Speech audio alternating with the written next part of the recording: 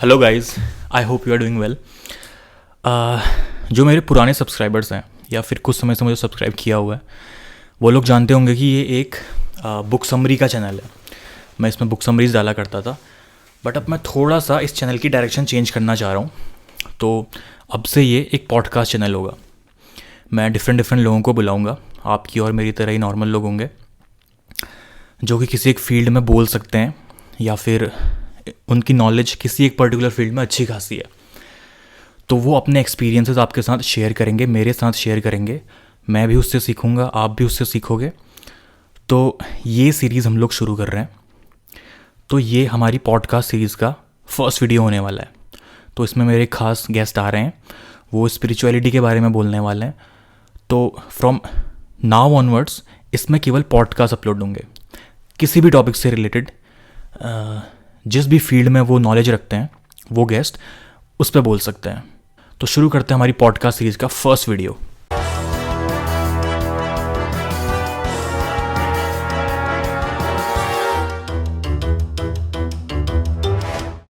Hello Ashish sir, thank you आने के लिए मेरे पॉडकास्ट में। तो कैसे हैं आप? I'm good. अच्छा। ओके, तो ये पॉडकास्ट मेनली स्पिरिचुअलिटी पे हमने रखी हुई है। तो यही हमारा टॉपिक होने वाला है थ्रू आउट ये आधे घंटे या 40 मिनट जितनी भी हमारी पॉडकास्ट जाएगी। तो इसी से कुछ क्वेश्चंस मैं आपसे पूछूंगा और आपको एक्सपीरियंस काफ़ी है, तो आप उन्हीं एक्सपीरियंस के बेसिस पे तो आंसर दीजिएगा, ऑनेस्ट आंसर दीजिएगा जो भी आपका एक्सपीरियंस है। तो फर्स्ट क्वेश्चन कि स्पिरिचुअलिटी आपके लिए क्या है, मतलब आपकी लाइफ में इसकी मीनिंग क्या है स्पिरिचुअलिटी की, मतलब इस शब्द का क्या अर्थ है आपकी खुद की ज़िंदगी में? अध्यात्म मेरे लिए है, बहुत सारे आयाम हैं। एक डायमेंशन ये है कि एक क्रमिक विकास की सीढ़ियाँ हैं, सीक्वेंस हैं।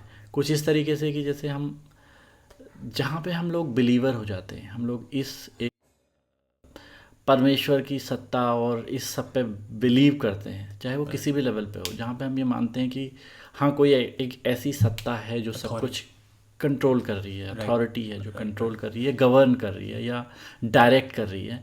जब हम उसकी बात करते हैं तो हम वहाँ से आगे बढ़ते हैं। पहली चीज़, पहला पड़ाव पार हुआ कि सत्ता है, राइट, एक अथॉरिटी है, एक्सेप्टेंस। तो एक्सेप्टेंस से अब आगे जाते हैं कि वो क्यों है, वो है तो हम क्यों हैं। ये हमारे चारों इर्द गिर्द जो भी सब कुछ चल रहा है, सिचुएशन, पीपल, हैप्पीनेस, मिजरी, लड़ाई झगड़ा, अच्छा बुरा, सब कुछ, ये सब कुछ एक सिस्टम क्यों है। और इस सिस्टम को जानने की जो यात्रा है वो अध्यात्म है। ओके। और ये अध्यात्म हर एक के लिए एक अलग यात्रा हो सकती है। कोई ज़रूरी नहीं है कि कोई भी दो लोगों के लिए ये यात्रा एक सी हो, इसका एक होना ज़रूरी नहीं है। ज़रूरी ये है कि ये एक यात्रा है और आप इस बिलीव के साथ इस यात्रा में आगे बढ़ते हैं कि हाँ कोई ना कोई सत्ता है। तो धार्मिकता भी इसका एक अगला पहलू है। यही धार्मिकता है, यही आस्तिकता है कि हम एक सत्ता पे विश्वास करते हैं, हम भगवान पे विश्वास करते हैं, या हम अपने जिस भी हमारे धर्म को जिसे हमने धारण किया हुआ है हम उसके हिसाब से अपने अपने रास्ते चुनते हैं या अपने अपने तरीके चुनते हैं उस पे विश्वास करने के और अपनी जर्नी को आगे ले जाने के। मेरे लिए भी एक जर्नी है। राइट। तो आपने बोला कि स्पिरिचुअलिटी और रिलीजन, आपने दो शब्द यूज़ किए। तो इन दोनों का मैं कनेक्शन में थोड़ा सा मैं आपको एक क्वेश्चन करना चाहूँगा कि क्या एक एथीस्ट आदमी जो नास्तिक है, तो वो क्या स्पिरिचुअल हो सकता है कभी? एथिस्ट आदमी, ये देखिए उस एथिस्ट में भी एक ये वाला एंट्री है, एक ये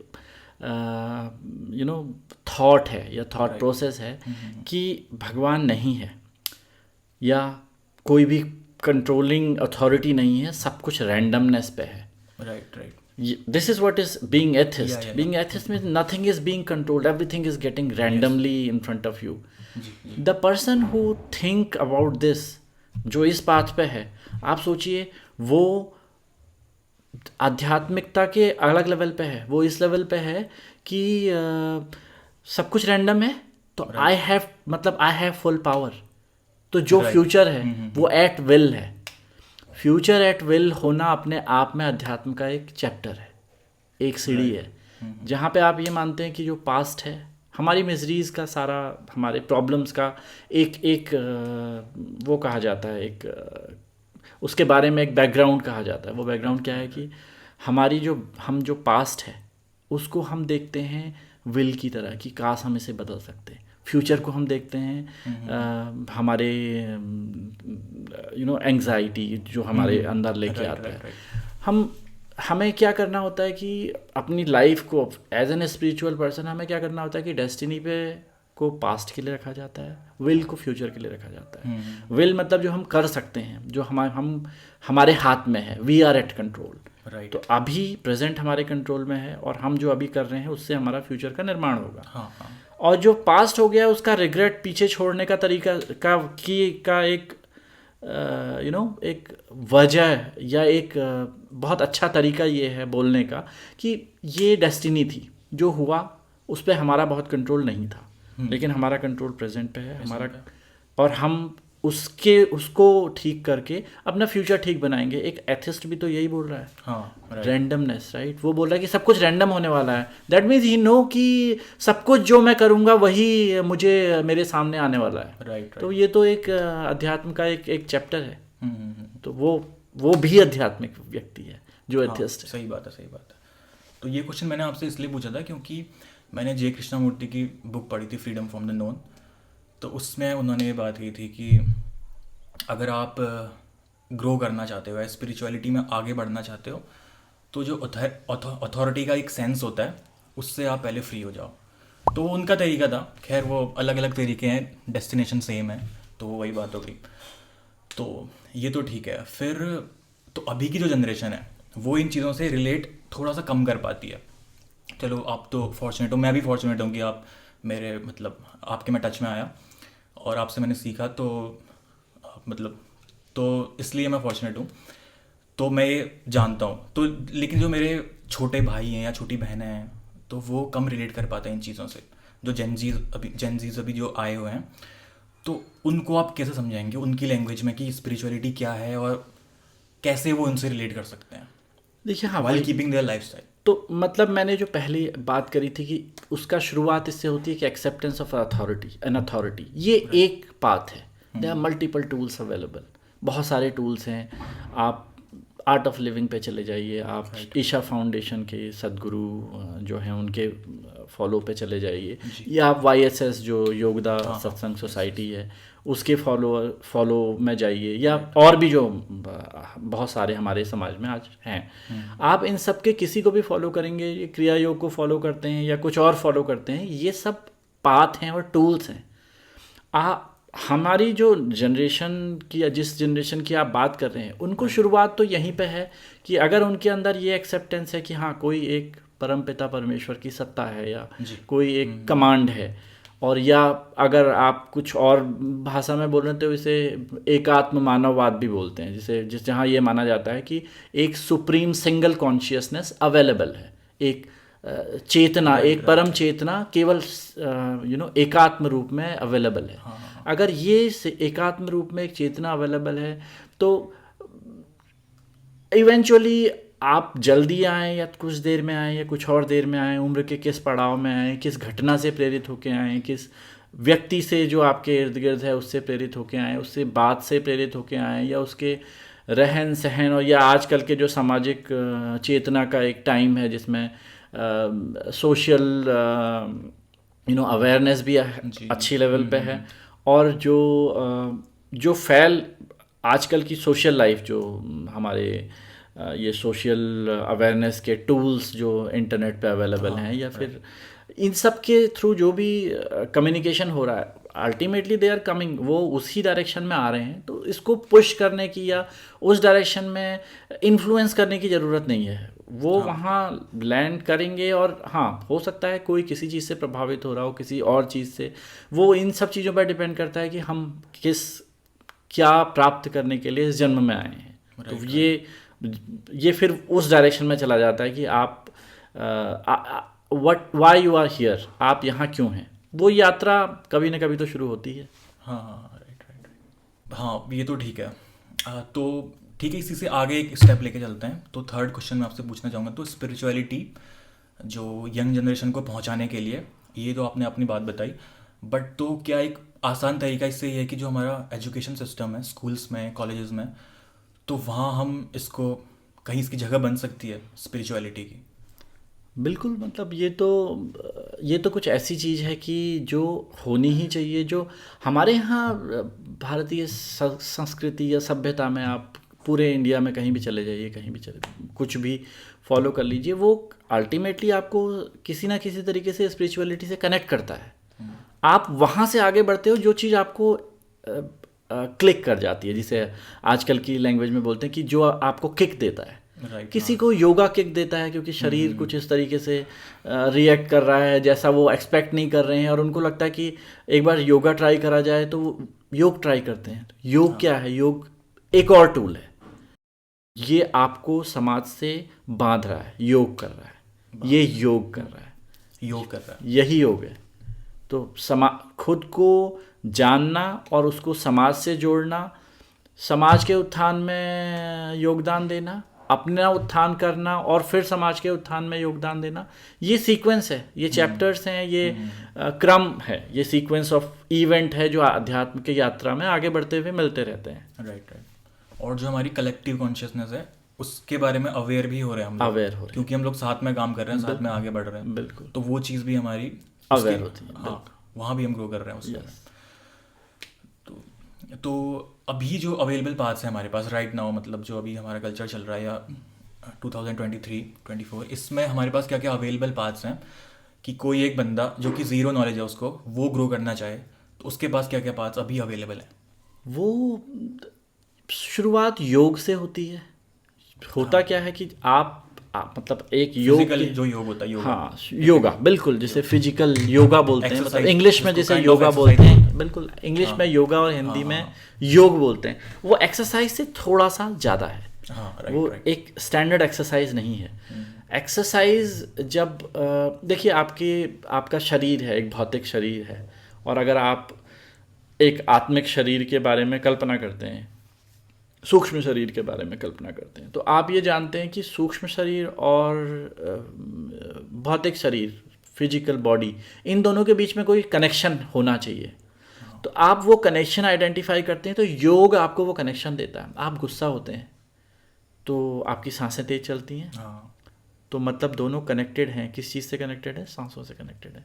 छोटा सा बच्चा, आप उसको, बहुत छोटा बच्चा, 4 महीने 6 महीने, आप उसको गुस्सा करते हुए नहीं देखेंगे, लेकिन फिर भी अगर किसी चीज़ से वो अनॉय होगा तो वो अनॉय होने से पहले वो बड़ी लंबी, बहुत फटाफट सांसें लेता है। हाँ, राइट राइट। वो बड़ी तेज तेज सांसें लेके ये बताने की कोशिश करता है कि मैं गुस्सा हूँ, मैं I am annoying, I am annoyed, I am not happy with this thing.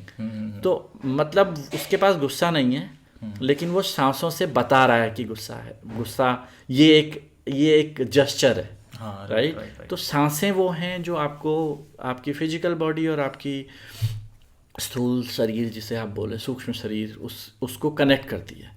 तो योग जो है वो सांसों से शुरू हो सकता है। आप योग से शुरू करिए। योग आपको शांत रहने में मदद करेगा। जब आप सांसें उस तरीके से लेंगे जिस तरीके से प्राणायाम जो होते हैं हमारे, तो प्राणायाम के जो तरीके हैं, आप उन तरीकों को फॉलो करेंगे, तो आप समाज में बहुत लोग हैं जो सिखाते हैं। जब आप उस डायरेक्शन में जाएंगे तो वो अपने आप में आपकी यात्रा का प्रथम चरण समझ सकते हैं। तो ये एक चीज़ हो सकती है। बाकी YSS है, या आर्ट ऑफ लिविंग है, या ईशा योग के जो चरण हैं, या फिर और भी हैं जिनके बारे में शायद हम ना जानते हों या जानते हों, वो सारे आपको उसी डायरेक्शन में ले जाते हैं। और ये इनका उस यात्रा का धर्म से बहुत सीधा साधा लेना देना नहीं है। ऐसा डायरेक्ट लेना देना नहीं है। लेना देना है आपका धार्मिक होना, किसी भी धर्म में आपका धार्मिक होना आपको उस डायरेक्शन में ले जाने की क्षमता रखता है जो अध्यात्म की यात्रा आपकी शुरू करवाती हैं और अगले सीक्वेंस में जाते हैं।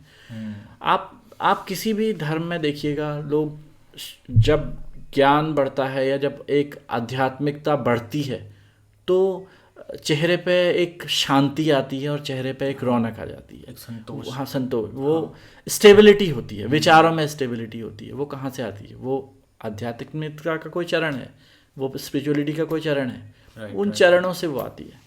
Right right. तो इसकी डेस्टिनेशन क्या हो सकती है स्पिरिचुअलिटी की? जो हम बात पे तो जा रहे हैं, बट हमको मिलेगा क्या फाइनली? हम पहुंचेंगे कहाँ? या कोई आज तक अभी वहाँ पहुंचा हुआ है? मेरी समझ में वहाँ बहुत लोग पहुँचे हुए हैं, मेरी समझ में वहाँ काफ़ी, ऐसा नहीं है कि वहाँ सन्नाटा है, वहाँ भीड़ है, लेकिन वो हर एक की अलग जर्नी है। आध्यात्मिकता एक जर्नी है, एक डेस्टिनेशन नहीं है। Right right. जब मैं बोल रहा हूँ कि वो एक यात्रा है, तो ये पूरी यात्रा अपने आप को जानने की, अपने इस सिस्टम को जानने की कि ये सिस्टम कैसे चल रहा है, क्यों चल रहा है, और क्या इसके फैक्टर्स क्या क्या हैं, इसके इंडिकेटर्स क्या क्या हैं, ये सब जानने की जो एक यात्रा है, ये यात्रा अध्यात्म है। कहाँ पहुँचना है वो हर एक की, क्योंकि हर एक की यात्रा यूनिक है। संभवतः हर एक का डेस्टिनेशन भी यूनिक होगा। राइट। लेकिन वो टाइम जब आप कहीं पहुंच जाते हो, जब आप समझते हो कि आप वहाँ पहुंच गए हो, जो आप वो ये समझना है कि हम ह्यूमैनिटी जो है, मतलब परमपिता परमेश्वर ने जो भी लोग बनाए हैं, जो भी एक सुप्रीम पावर जो है, उसने जो भी चर और अचर और चल और अचल जगत में जो भी कुछ बनाया है, चाहे वो कोई भी प्राणी हो, चाहे वो जीव हो, चाहे निर्जीव हो, सजीव हो, जो भी बनाया है वो सब स्वीकार करे ज्ञाने योग्य है। वो उससे मतलब उससे टसल करने की ज़रूरत नहीं है। अच्छा, राइट। ये जानना आध्यात्मिकता का एक चरण हो सकता है, अध्यात्म की यात्रा का एक चरण हो सकता है।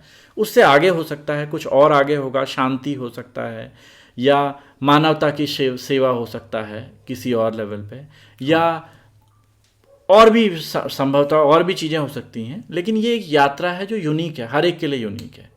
तो आपकी यात्रा में हो सकता है, मेरी और आपकी यात्रा में कुछ चीज़ें कॉमन आएँ, हो सकता है उस कॉमन के बाद हमारे पाथ अलग हो जाएं, हम किसी चीज़ पे ज़्यादा फोकस करने लग जाएं और कोई चीज़ आपको ज़्यादा इन्फ्लुएंस करे, या मार्ग अलग अलग हो सकते हैं। तो वो किसी भी समय क्लब हो सकते हैं, किसी भी समय, बट अल्टीमेटली ये एक एक्सेप्टेंस है कि हाँ, ये एक्सेप्टेंस भी अपने आप में एक चैप्टर है कि हाँ, सब एक यात्रा में है, अध्यात्म की तरफ सब एक यात्रा में है और अपनी निजी यात्रा आगे बढ़ा रहे हैं।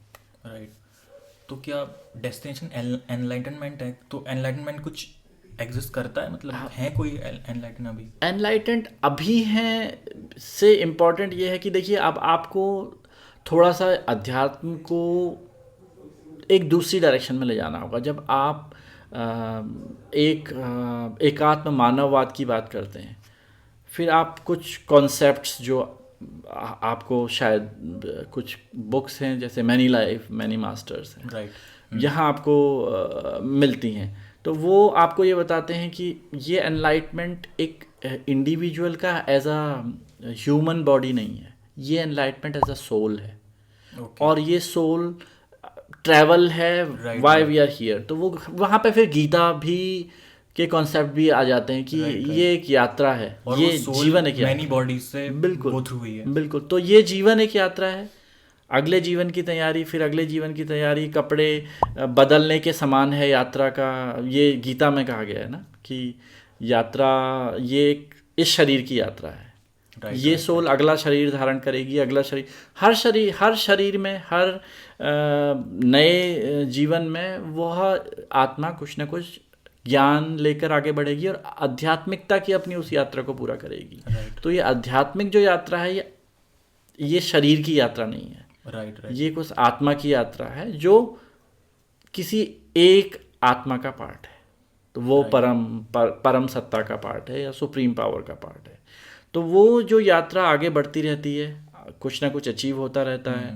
तो एनलाइटमेंट वो सिचुएशन है जहाँ पे शायद और यात्राओं की आवश्यकता नहीं है, जहाँ पे यात्राएं पूरी हो गई समझ ली जाती हैं और ये माना जाता है कि अब उस जो एकात्म मानव जिसकी मैं बात कर रहा हूँ, एकात्म की, उस ब्रह्म की, परम ब्रह्म की बहुत सारे नाम हैं हर एक के लिए, तो वो वहाँ तक पहुँच जाने की, मतलब उसमें एकाकार हो जाने की, उसके पूरे ज्ञान को आत्मसात कर लेना, वो शायद एनलाइटमेंट है। ठीक है, डेस्टिनेशन के बारे में जो स्पिरिचुअलिटी है उसके बारे में तो आपने काफ़ी डिटेल में एक्सप्लेन किया, तो I think most of the लोग समझ ही गए होंगे।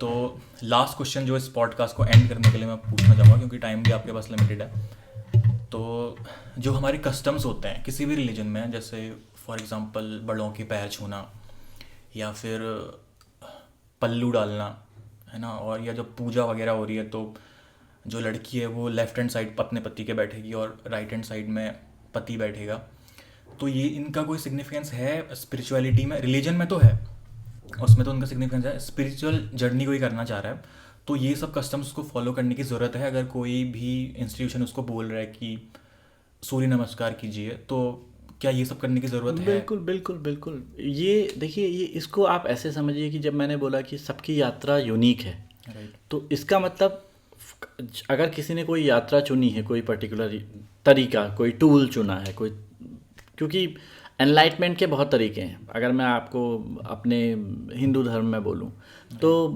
अघोर पंथ जो है वो भी एनलाइटमेंट का ही तरीका है। हाँ, हाँ। अघोर पंथ, आपको थोड़ा सा एलेबोरेट करता हूँ। अघोर पंथ क्या है? अघोर पंथ वहाँ भी भगवान को ढूंढने की कोशिश करता है जिसे सामाजिक उसमें बहिष्कृत कर दिया गया होता है। जिन चीज़ों को राइट। जिन चीज़ों को सामाजिक उसमें ये देखा जाता है कि ये टैबू है, अस्पृश्य है, वहाँ भी ये माना जाता है कि क्योंकि सृष्टि का सब कुछ संचालन, कार्य करता, सब कुछ, अगर सब कुछ भगवान है, सब कुछ एक सत्ता है, परम सत्ता है, सुप्रीम अथॉरिटी है, तो फिर जिसे तिरस्कृत कर दिया गया है, जिस चीज़ को समाज उसमें एक अच्छी नज़रों से नहीं देखा जाता, चाहे आप उन्हें कोई भी फॉर्म में ले लें, कुछ भी आप लें, उसके थ्रू भगवान को अचीव करना या उसके थ्रू अध्यात्म की जर्नी में आगे बढ़ना भी एनलाइटमेंट है। राइट। बिल्कुल वैसे ही सारे कस्टम्स, ये भी टूल्स हैं, ये भी तरीके हैं अध्यात्म की जर्नी को आगे बढ़ाने के। हमारा भारतीय सभ्यता में, संस्कृति में जो भी एक कस्टम है, वो हर एक कस्टम आपको अध्यात्म की जर्नी में थोड़ा आगे ले जाता है। आप इसको energy form point of view से देख सकते हैं।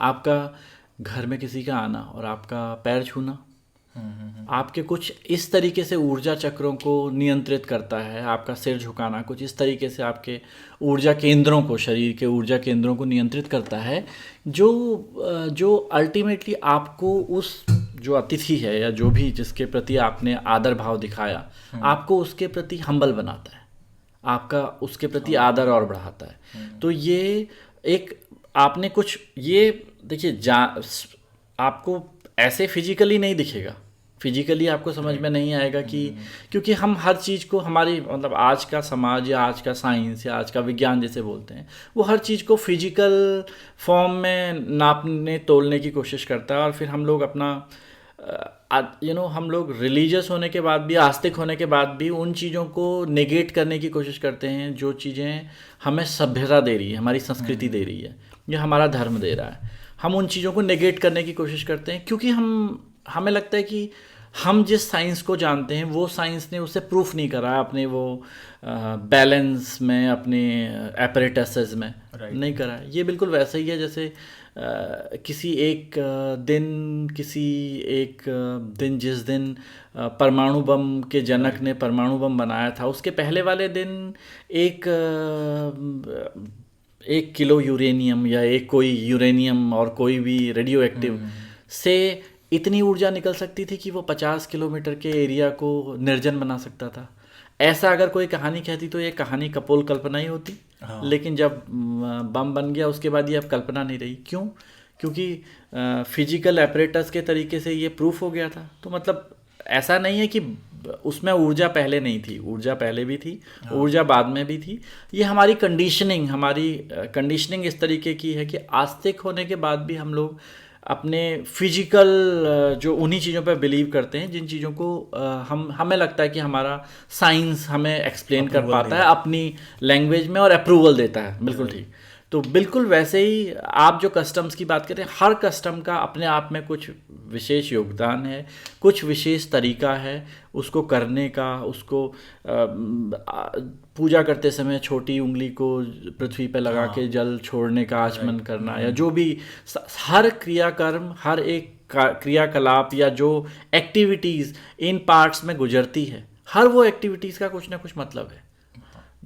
किसी पूजा में बीच में अगर आप शायद गो थ्रू हुए होंगे तो अनुलोम विलोम भी होता है। हाँ राइट। वो क्यों होता है अनुलोम विलोम? क्योंकि वो आपको आपके जो नाड़ी हैं, जो ईड़ा और पिंगला नाड़ी हैं, उसमें सामंजस्य स्थापित करके सुषुम्ना को एक्टिवेट करता है। अगर आप ऊर्जा के उसमें बात करें तो वो दोनों को बैलेंस करता है। तो ये एक विज्ञान, सब कुछ एक विज्ञान है। जो भी कस्टम, जिसे छोड़ दो बोला जाता है या जिसे अपना लो बोला जाता है या कुछ भी बोला जाता है, वो जो कस्टम जो आपको संस्कृति से या धर्म से मिला है, वो हर कस्टम आपको अध्यात्म की यात्रा में आगे ले जाने की संभावना रखता है, अगर आप में अवेयरनेस है। राइट। तो थैंक यू सो मच। ये पॉडकास्ट को ही ख़त्म करते हैं क्योंकि टाइम हमारे पास लिमिटेड है। ठीक। लेकिन आधे घंटे में भी हमारी काफ़ी डीप आई थिंक ये पॉडकास्ट चला है। तो देखते हैं व्यूअर्स से कैसा रिस्पांस आता है, और कमेंट्स में अगर कोई क्वेश्चंस मिस हो गए होंगे तो आई थिंक व्यूअर्स कमेंट कर लेंगे कि उनके दिमाग में जो भी क्वेश्चंस हैं। तो नेक्स्ट टाइम जब आप आएंगे तो मैं डायरेक्टली वो क्वेश्चंस कलेक्ट करके आपसे पूछ लूँगा। तो थैंक यू सो मच आप आने के लिए। You welcome.